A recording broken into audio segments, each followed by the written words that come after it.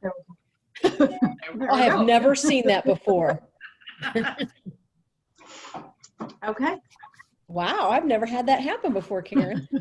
Well, thank you all for coming this evening and agreeing to help the foundation with this task force.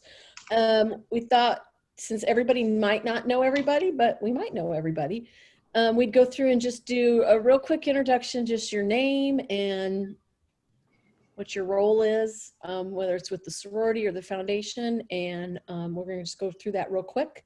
And I will start. I am Teresa John. I am a foundation trustee. I serve as the Vice President of Administration for the Board of Trustees. So in my role, I work with Karen to oversee our volunteer structure. I'm gonna tag Karen to go next. That's what we'll do. I'm Karen Chopp. I'm the Director of Operations for Sigma Kappa Foundation, and I've supported the volunteers for about a year and a half now. Want to just keep and going? I will tag Sarah Eller. Hey everyone, Sarah Eller, Director of Alumni Engagement for the sorority staff. So all things alumni all the time. Anne Marie. Sure. I'm Anne Marie Fontaine, and I am the Vice President of Property Management for the National Housing Corporation, and I oversee all the building and renovations to the properties that we do throughout the year.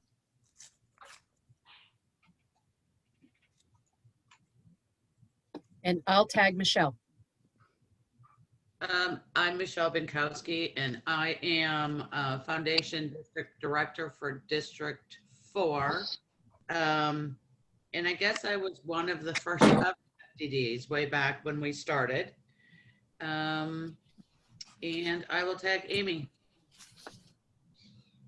Hey y'all, my name's Amy Gallagher. I'm the Collegiate District Director for District 3, volunteering for the sorority. And I will tag Joey. Hi, I'm Joey Goodman. I am the Alumni Connector for District 3. And Natalie, you want to introduce yourself? Hi, I'm Natalie Arrington. I am the ABS for Delta Iota, which is California State University, Chico. All right, well, thank you again, ladies, for agreeing to do this. I think Karen had up there just a minute ago, well, introductions. We're going to do a little bit of talking about just a little bit history of what has brought us here this evening, and then actions for our next meeting. Martha's not on, and we had asked, so historically wise, when the foundation, when the sorority redid its structuring years ago, initially the foundation had ambassadors. And when the sorority redid its structure, we were a little bit behind the 8 ball. They were all ready to go and we weren't. And I, like Michelle, was one of the first FDDs, and we kind of struggled in the beginning to know what our role is, to know what the volunteers under us were supposed to do. We went through some staff changes of those that were over us, and I would say in the last 3 to 4 years, we've really made some good effort in locking down job descriptions and getting our ducks in a row more. We still have growing pains and issues, and now the sorority is going to change its structure again. So we're trying to figure out how we fit in and how we collaborate with the sorority, because if 2020 has taught the foundation anything, is that we have been very heavy for years, long before I was ever a trustee, and a lot of our fundraising came from the collegiates. And yeah, we got donations from, our alumni members too, but, our collegiates raised a big chunk of the money that we had in our unrestricted funds. And of course that changed in 2020. And we can very proudly say that our alumni did step up in 2020 and their giving did increase. So, but that has brought to our eyes some changes we need to make in focusing on that area too. We do know, I think everybody on the call has, and I know Karen sent out the district call that was sent out. So we know that the sorority is proposing to change to a governance model and changing some of the volunteer structure. Is my understanding we are going to 8 districts. How that affects the foundation, you know, I don't know how that's going to be divided. So I don't know, you know, I don't know what the 8 districts are. I don't know what revamping we're going to have to do of our FDDs. You know, we seem to be working, it's not like we're adding new chapters, we're just changing geographical stuff.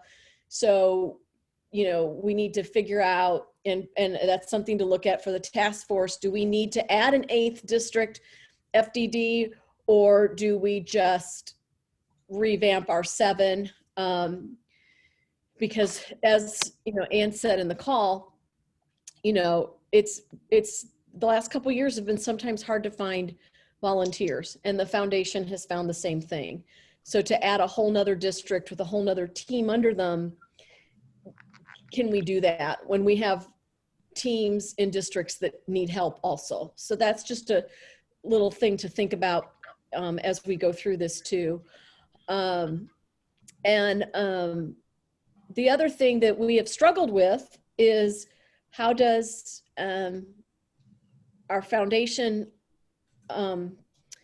alumni connectors, what is their place and how do they interact with our alumni so that we're not bombarding so the sorority's not sending messages to the alumni and we're not sending messages to the alumni. How can we collaborate and make this so we're not, you know, stepping on each other's toes per se, but so that we're working together for not only for the good of the foundation, but for the good of the sorority.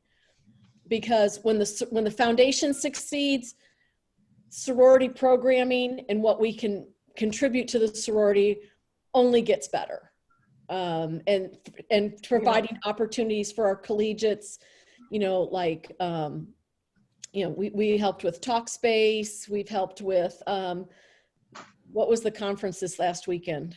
The Leadership. We helped fund some of that. We help with funding for the LC. You know, we do a lot of funding. And so the more that our alumni give, the more that we can then turn around and give to the sorority and help more programs. So that's kind of where we're at. I hope everybody had a chance to read through everything that we sent.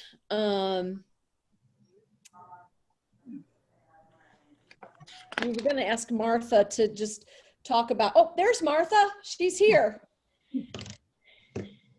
So Martha, I'm going to stop really quick and let Kelsey introduce herself. Kelsey, if you can just, well, we know your name. If you can just tell us what role you play within the foundation or the sorority.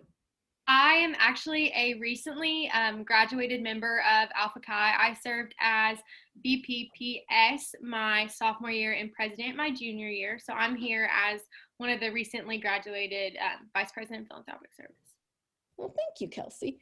Martha, you want to go ahead and introduce yourself and then tell us, well, you can tell us what you do, we know. Well, what I do right now is I'm breaking down boxes at work. She's multitasking. I am Martha Costa, and I am a Delta Alpha from Eastern Michigan University. I am the FPD for District 2. Martha, do you want to, I'm going to let you chime in. Can you just give us your thoughts about some of the things that you have struggled with as an FDD, some of our teams have struggled with, to help us, give us some guidance about where we're looking for change?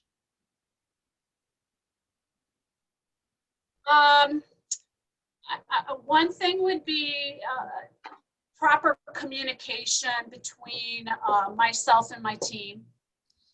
and knowing as their team leader whether or not they're really doing their job.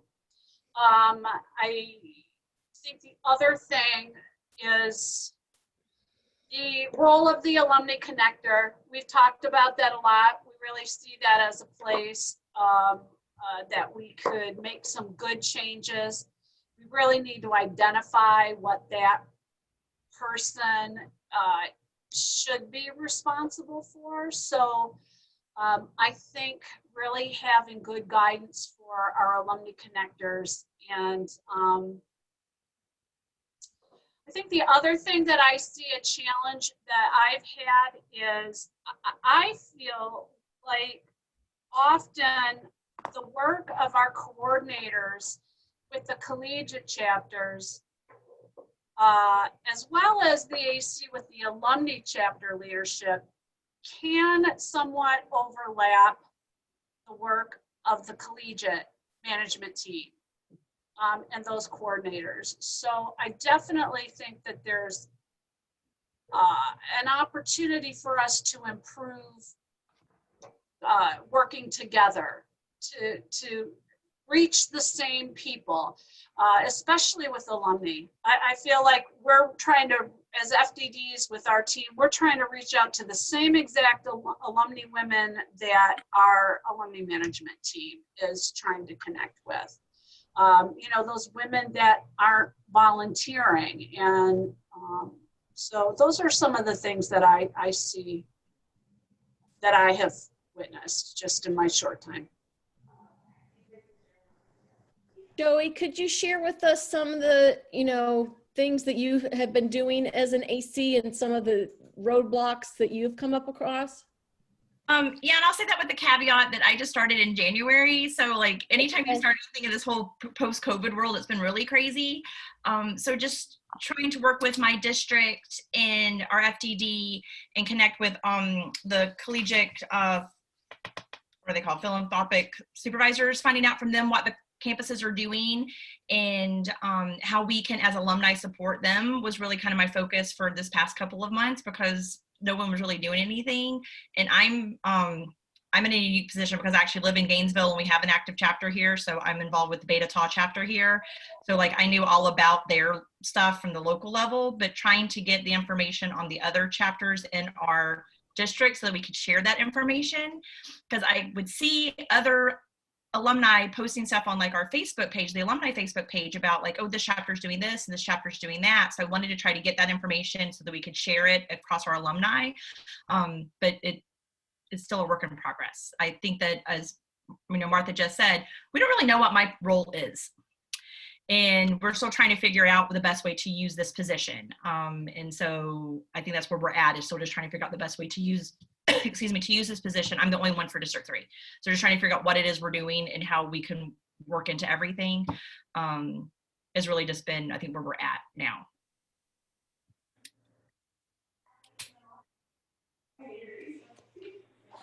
Julie has joined us. Julie, would you like to just introduce yourself and tell us what role you play in the sorority or the foundation? There, my apologies for being late. I had a meeting with Athens, Georgia alumni chapter at 7 before I knew about this work group. So today, so I am the ADD for District 3. So I work with all the alumni chapters in District 3. Prior to that, I was ABS to Lambda Zeta, and I've been a chapter officer for Tampa, gosh, for 20 years. So I don't have any experience with the foundation side, so I'm looking forward to stepping over on this side and kind of giving my input as needed for the alumni chapters. Awesome, because I think Karen and I have talked, and we really feel like those of you that are the sorority team and even the national housing team will help us with a different perspective and maybe move forward in some collaborative efforts so that we are not bombarding our alumni or our collegiates when we can do a joint message. Karen, is there anything else on that point, that the history, whatever point? I don't think so. Okay. And So, I'm sharing, let me just ask, I'm sharing our pictures now, right? Not the slideshow? Yeah. Okay. correct. Correct. There wasn't Yeah. it so much up there that for the recording, I want to get our faces. So did anybody have any questions about anything we sent out? The job descriptions, which are continue to be a work in progress, and that we will adapt probably with recommendations from this group, or anything that the task force has kind of been asked to look at and do. No questions. All right.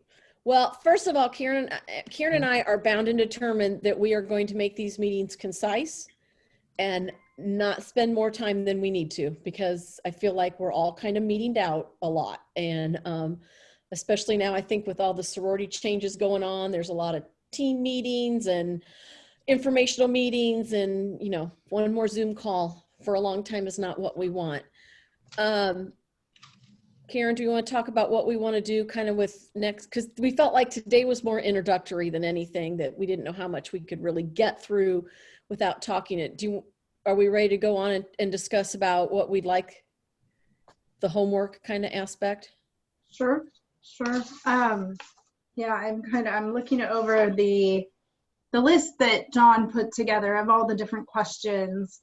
And, you know, I think question number one is are the FDD roles important? And as Teresa, well, of course they are, but as Teresa indicated, do we need 8? And if we don't have 8, how do we align with the other, with the alumni in the chat in the collegiate districts? I almost think we have to get through some of the other questions first before we can almost answer that one. So although it's first, I don't know that it's like the first that we're going to be able to address.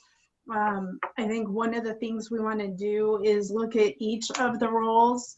We wanted to get familiar with our team. That in itself has been a work in progress to put you all together. So I want to, again, couple what Teresa says and thank you for your time and effort on this task force.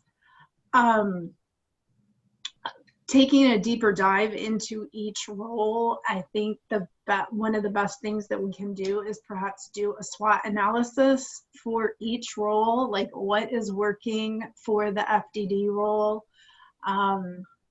strengths, weaknesses, opportunities, and threats, and then similarly with the CPS and the AC role. So CPS being the collegiate philanthropic supervisor and the alumni connector roles. We also, I think, have to get started because we've been charged with getting started, and we actually have been given a deadline date that we're supposed to be wrapping up in September. I don't know that we're going to meet that. I think we're getting started a little bit later than we expected. So I think this work is going to take us a little bit longer as well as I think some pivotal information is going to be coming out, excuse me, in the August 2nd sorority meeting, which focuses on the ABSs. So I think it's right now, the gut check that I have is that our CPS role is working fairly well. And not to pre-populate any kind of SWOT analysis on that role, but one major responsibility of the foundation is not only raising money, but stewarding our donors and our chapters. When they bring in $500,000 a year pre-COVID, it's really our responsibility to thank them for their work, as well as be a resource. So, you know, I think we do need to look at how many chapters have a particular BPPS advisor, and what those BPPS advisors know, that's important from the foundation. And what I mean by that is what they know about tax law and IRS regulations, because some of those things I don't think the ABSs knew or know, and I don't know that they pass that along to a VPPS advisor. So having a CPS foundation trained volunteer in the role only adds a layer of resource. And as was mentioned earlier, this AC role is a little ambiguous. But again, to repeat what Teresa said, it's critical that our members become donors. And 90% of our donors are members, but not all of our members are donors. And when we only have maybe 3 to 5% of our whole membership donating, it leaves us a large opportunity to go share our message, to tell about the scholarships we give away, the grants that we give away to support our members, the $1 million pledges that we make to support Alzheimer's research. And that money doesn't come out of thin air. We have to go out and raise it.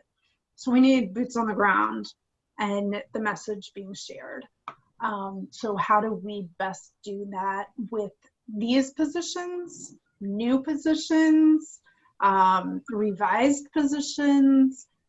So maybe, like I said, in terms of homework, I would say if everyone could really take a deep dive and maybe do some pre-work by looking at those job descriptions and determining what the key points or the key roles are.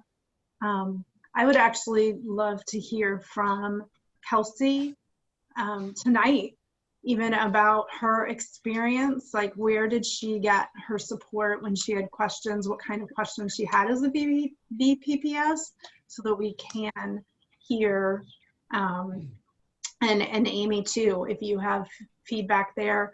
And then I'd like to hear from Sarah Eller too about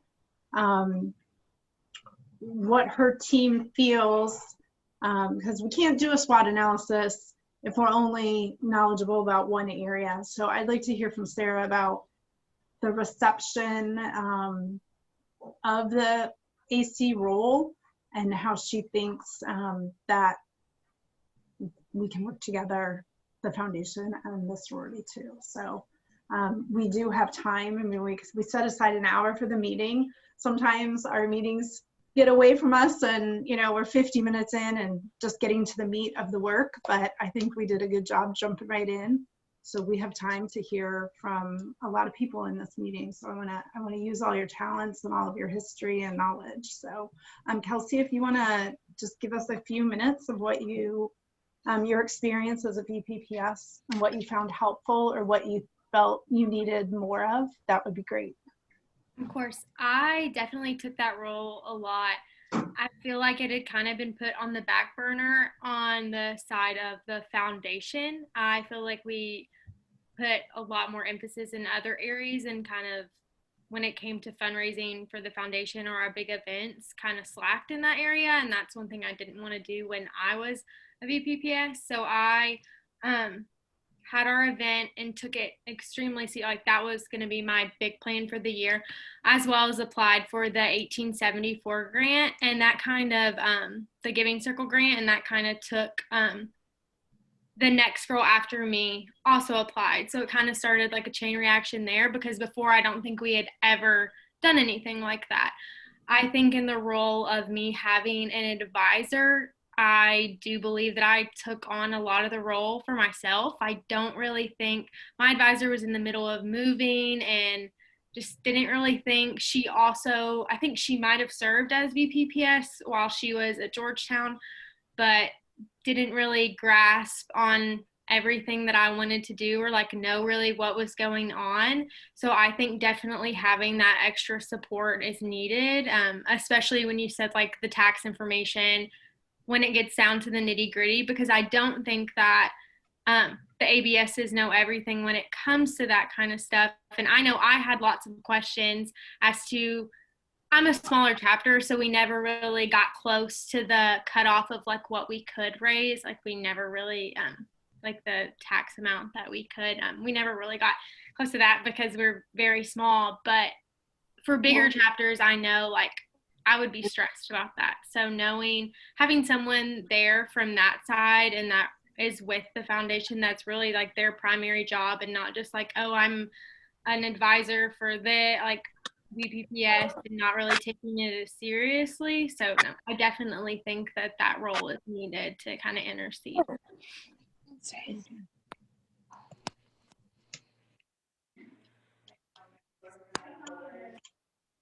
Amy, what do you have to say about that? Sure. The biggest thing that comes to my mind right now and the best opportunity I see out of this that makes me excited is a way for these positions like Teresa and Karen, you've highlighted, to really meld in with the communication and support that we give on the sorority side from our district team. So District 3 has been really lucky with having Marie on board this year, who worked in the sorority structure before. But so it just really leaves a good opportunity how to integrate in that person from the foundation to be supporting and educating our collegiate chapters in areas of philanthropy and fundraising, the same way that we look to do with the programming team, the alumni team, and just making it not seem like a separate entity that we're working to plug in and educate and learn, but how do we all become more knowledgeable? And I think even reading through this information, just to Julie's point of being a new thing, it's like some of the stuff I just don't have any idea about, and that makes me excited to ask questions, and y'all are going to be like, you're going to laugh at some of the questions I have to ask, but I think that's great because then the better we can make this clear and educate in the sorority structure, the better we can collaborate on. Great. Sarah, do you have anything to add? Yeah, like Amy, I think the first time I knew what an alumni connector was when I posted it for Karen on the website. So I don't know much about it. I can't really speak to it, but I think I'm going to walk back a couple things and just ask a couple questions, if that's all right. Sure. So Karen, when you were talking, I wrote down a few things that I heard and really stood out to me, and I think will help me in moving forward and maybe some other folks on the call. I heard, so my biggest question is, I always say, Julie probably has heard this from me, this is the work that we do, our work, everything matters about the work. And so the roles won't matter, it's all about the work. And so I think it's when we were looking at, I know the sorority roles, and even when I redesigned the alumni staff team, all I focused on was the work. And so I think, what is that work that these volunteers need to do? Like, and I heard, this is what my earballs, whatever. I heard stewardship, therefore like thank yous, and then raising money and resources. And then I see that as like really the meat and the focus of the foundation work. Am I wrong? You got it. And so if none of those, like, to me, those roles, that's what they should do. That's where they're at. Let engagement, in my opinion, let the sorority take care of the engagement. We'll do all of that. I like to say we go in, kind of tee it up, and then like let the foundation come in and close and, ask, because I don't like asking. I'm an awkward asker, but I will tee you up so you can come in and ask. I think a great example of that is Career House, a couple of our Connect events. All of a sudden, I know they got some donors from those because I teed it up, and Teresa, the other Teresa, went in and asked, and it was great. And ta-da. But I think the biggest thing I want to just say out loud is, are we trying to fit the roles into the work or the work into the roles? Does that? Yeah. That is my like biggest fear is, are we trying to fit like kind of pigeonhole the work into the roles, or should we focus on the work and then figure out the role, like what roles are needed, and where does that fall? I think we want to have a presence in the alumni world. But I agree with you. I think the work is the important part, and how we do it is what we determine here, and who does it and when they do it. One of the things that we've been the staff of the foundation has been talking to the staff of the communications team about, and Melinda as well, is much of the communication from the sorority is transactional or detail or updates or business-like. The communication from the foundation is going to be stories and emotional. And sometimes when we've been asked to streamline some communication, for example, with a parent mailing, the sorority was creating a parent mailing, and they suggested that the foundation have 2 lines within the parent newsletter, if you will. You know, click here if you want to learn more about the foundation. The timing was going to be different. We said we have to have our own communication. Everybody agreed on that. And the foundation created an appeal, sent it to all the collegiate parents in March. And the parent mailing from the sorority went later in April or early May. But we had 150 gifts and raised $20,000. We would not have that success without a full letter of emotional appeal about what the sorority experience was like during COVID. So sometimes we can't be folded into the communication, and other times we can. So the work is very important, but we have to recognize that our work is always tied to a story, always tied to successes, always tied to an emotional piece. Martha? You're on mute. There you go. So I really like what Sarah had to say. I do think that it's a good place to start looking at job descriptions, but in the end, I think what we really need to understand ourselves before we can share it with other people is, as foundation volunteers and representatives, what exactly are our key goals in all of our work? And I think Sarah nicely pointed out, picked out what some of those things are from what Karen said. When I look at all of our work, I continue to see it similar to the way the sorority operates. Is we have alumni that we're trying to connect with and reach out to, as well as trying to educate and cultivate our collegiate women. So the messaging is often really different. And so when we're looking at the work that needs to be done, we've got work that needs to be done directly with our collegiate sisters, and then on the flip side with our alumni sisters. So I do think that as we continue to move forward, we want to try to figure out how that work is similar and how it's different, and look at our teams. I really see this as an opportunity to kind of throw out these roles that we've got right now and start all over, and find a way to make it more meaningful, the work that we're doing, so we're not repeating ourselves with what other people are doing.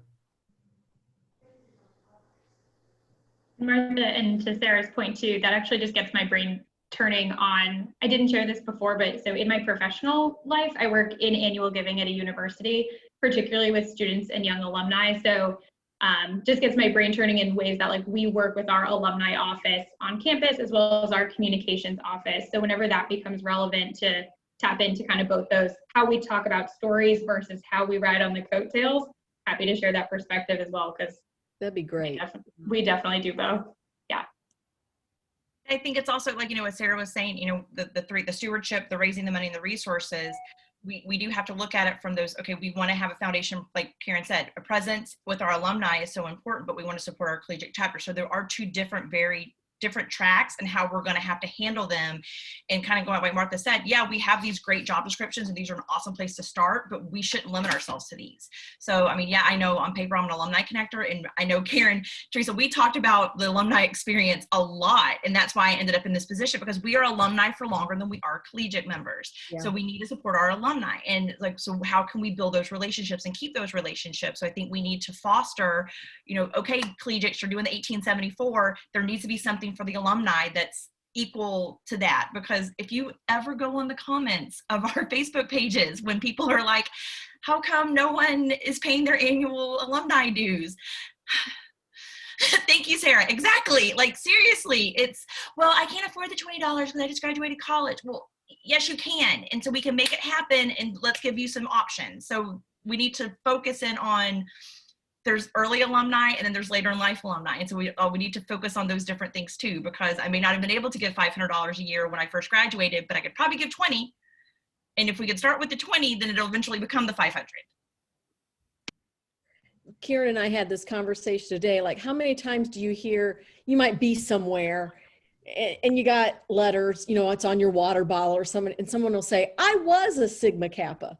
No, you are a Sigma Kappa. Just because you graduated doesn't mean you're done. And how do we tap into that? It was one of the things. So I guess what we'll ask you to do for the next meeting is looking under the lens of stewardship, fundraising, and resources. Look at those job descriptions and see, like, kind of do the SWOT. Are we meeting those things? Is there more we can add on?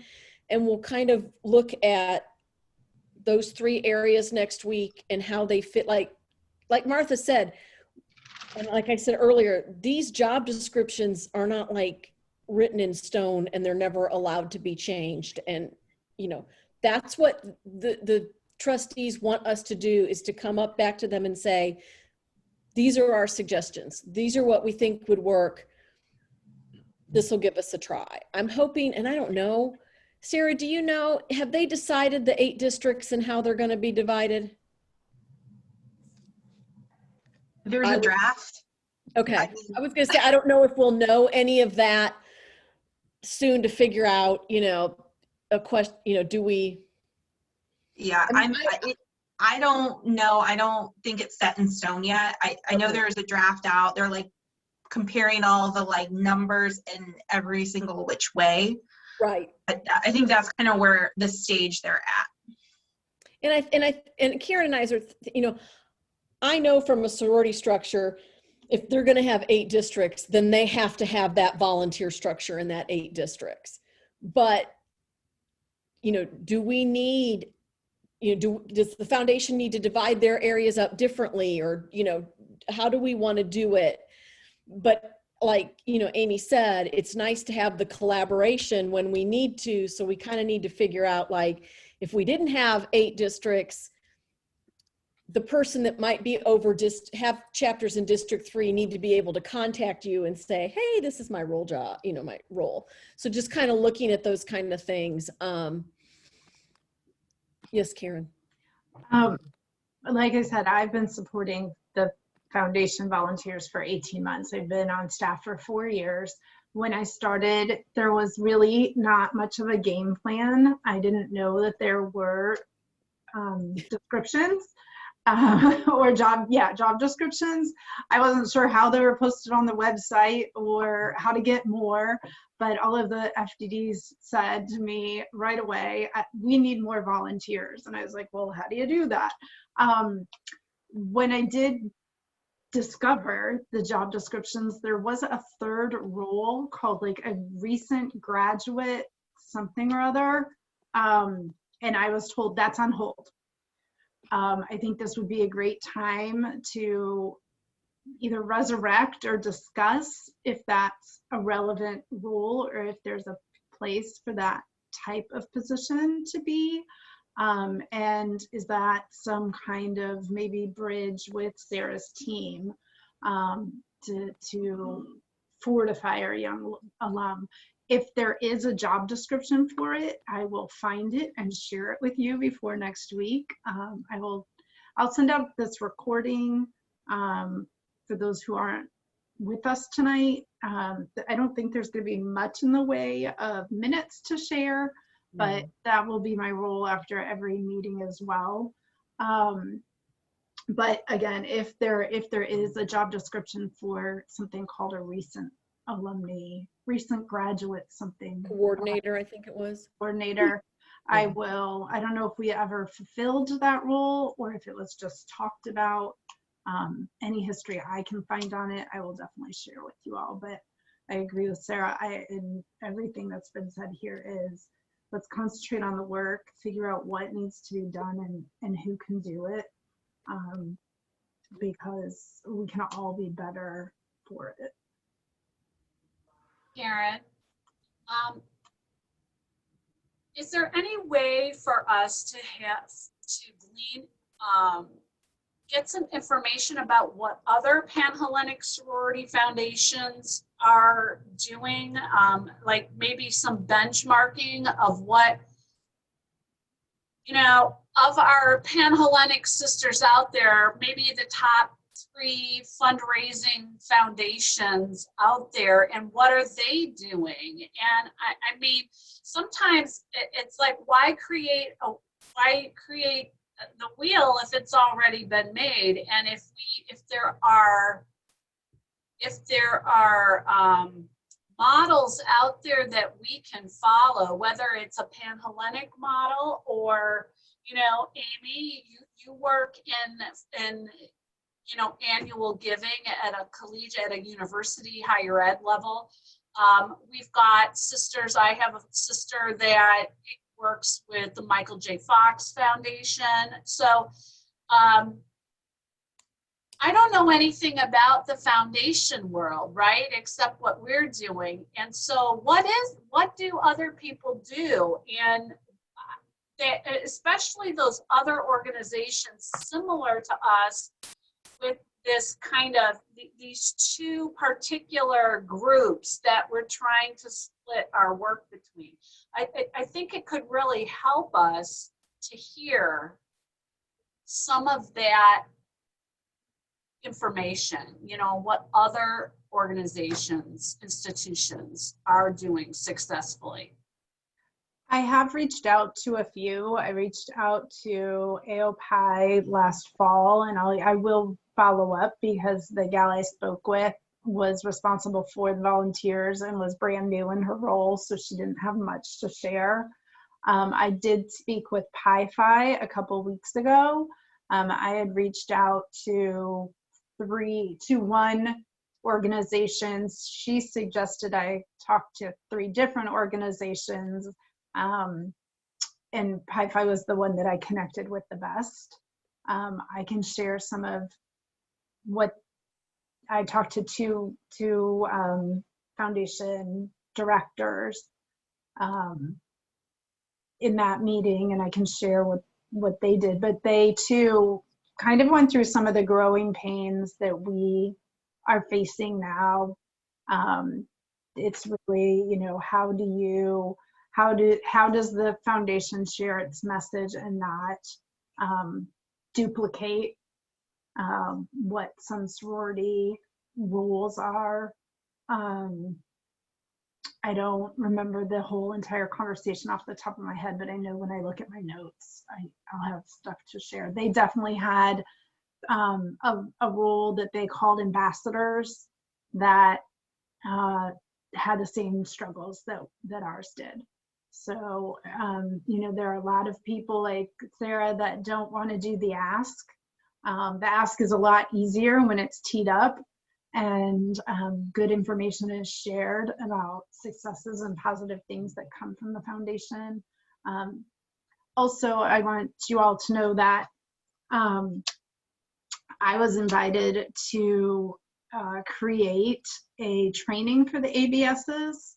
I'm getting the sun right on my face. Sorry if that's blinding.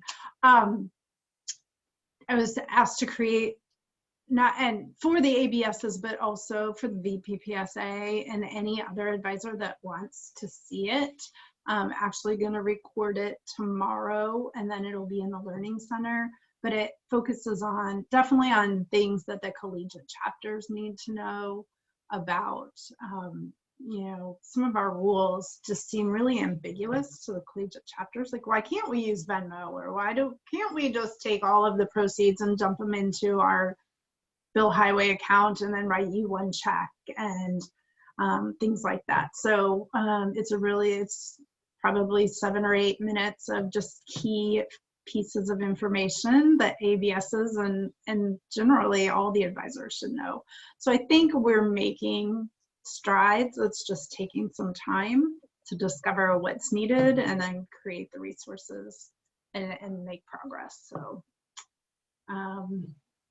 So Teresa, yeah, I would say let's think about the works, think about those 3 major categories and our 2 audiences, and then maybe together next week put together a comprehensive SWOT analysis. Karen or Teresa, someone, I looked online, I just hopped on the website, I couldn't see anything, and I couldn't say anything. Could we, and it would be helpful, for me, it will be helpful if I could see even the job description for a trustee, for your board. So it's like top down, because the volunteer structure should support the work of the board. So I want to make sure I understand that when I do tackle that. You can do that. I can do a comprehensive SWOT analysis. Otherwise, they'll be like, wow, they should be doing this. And you're like, I do that. Like, that's my work, right? No, we can do that. We can get you those. Thank you. They do exist. Can we include who the Pulse Committee is too? I saw them referenced in the job descriptions, and I wasn't sure who the Pulse Committee was. There is no Pulse Committee anymore. Really? Okay. So we need, the Pulse Committee used to be the FDDs and a few other like staff people, and they're really not, we don't call them the Pulse Committee. That's what I said, some of that stuff's got to go. So there really isn't a Pulse Committee anymore. I would say some of my questions I told you were going to be like, nope, that's okay. I would say any committee, any role, I know you have scholarship reviewers, but even if you have like an outline of what they, like any work that you have folks do, I think that would be helpful, because maybe it's just some realignment. That's true too. Or do we have that sort of same stuff for the alumni side? Well, it's currently being drafted with the new changes. Getting a lot of critiques right now, so I bet it is fun. It's fun. And I suppose when we do the CPS role, or considering that, with the new advisory board structure, there won't be a VPPS advisor. Yes, there will. There will. The new, I just went through a training with my district on what that's going to look like, and it is going to look different. The ABS role for most ABSs, we're ABS, and then we usually advise president and or any other officer that doesn't have an advisor. Now what they're doing is they're basically tiering it out. So there's going to be an ABS who works with the CDD and looks kind of big picture and what the chapter needs.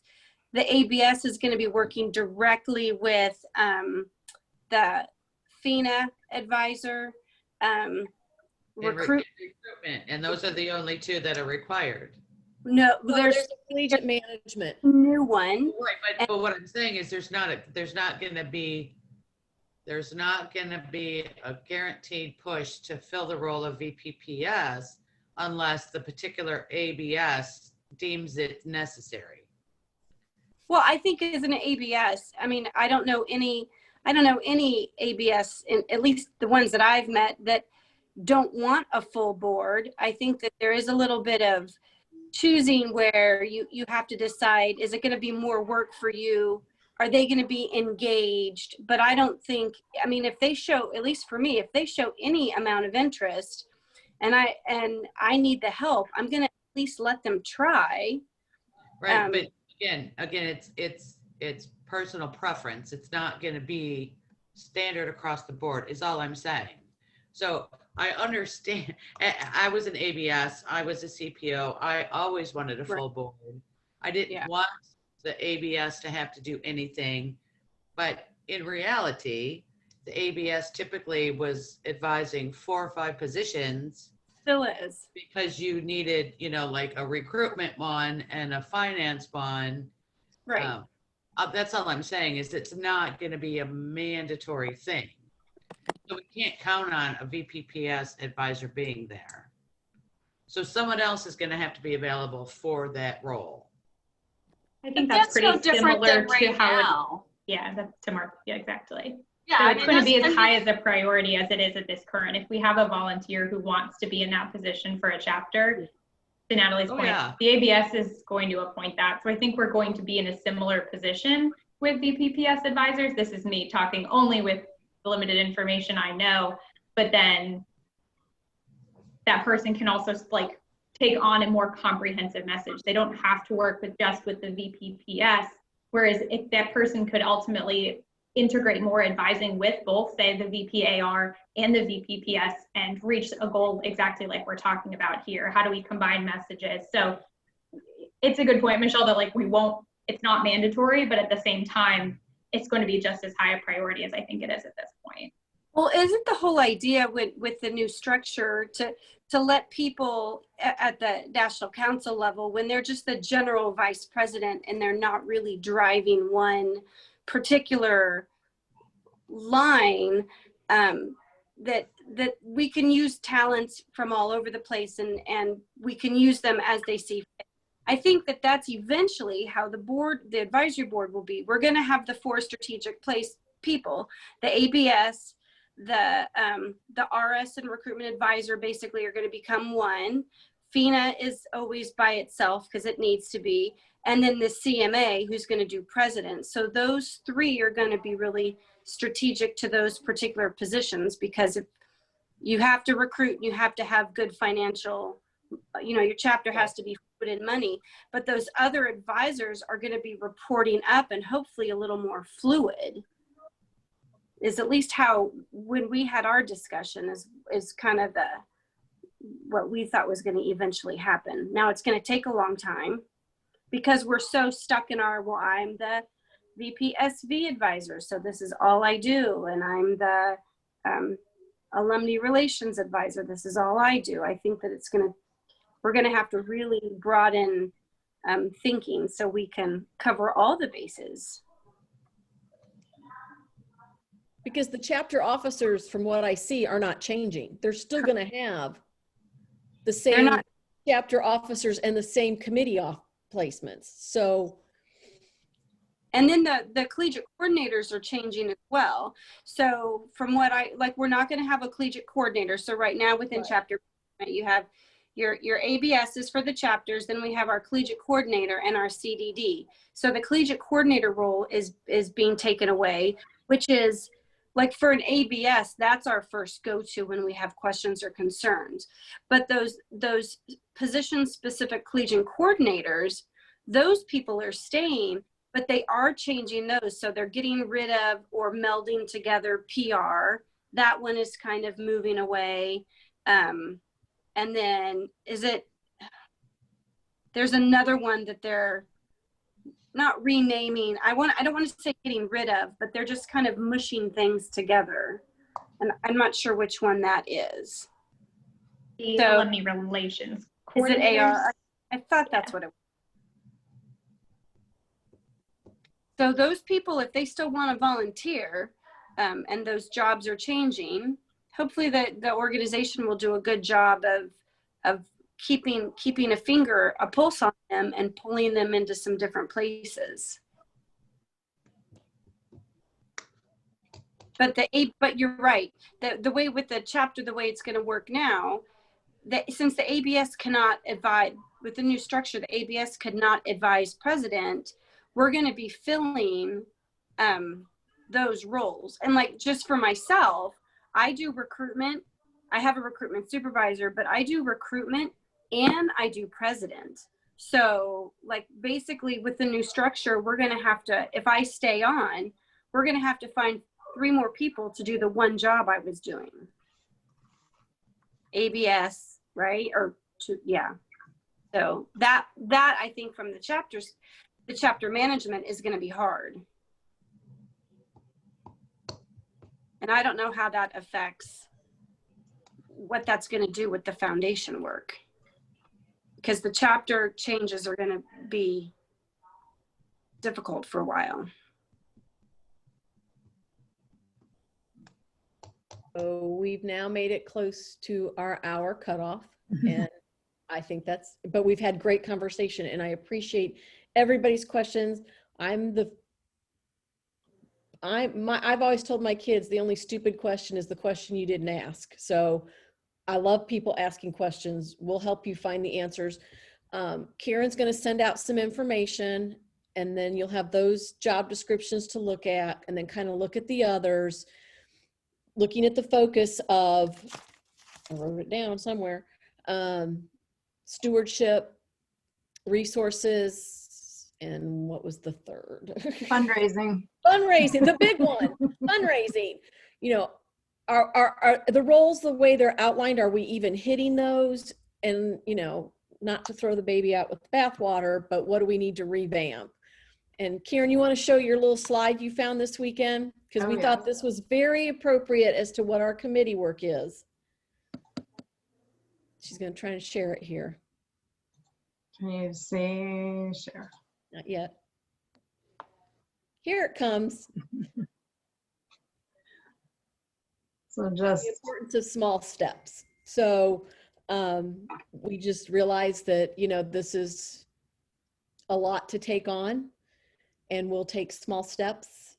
And by taking it, you know, dissecting and try to take it small, maybe we'll get to the top of the ladder faster than if we were trying to make big adjustments and big changes. So I appreciate everybody's time tonight. Look for an email from Karen. And if no one has anything else, we will dismiss and see you guys next week. It's going to be safe. Thanks, guys. Thanks, everyone.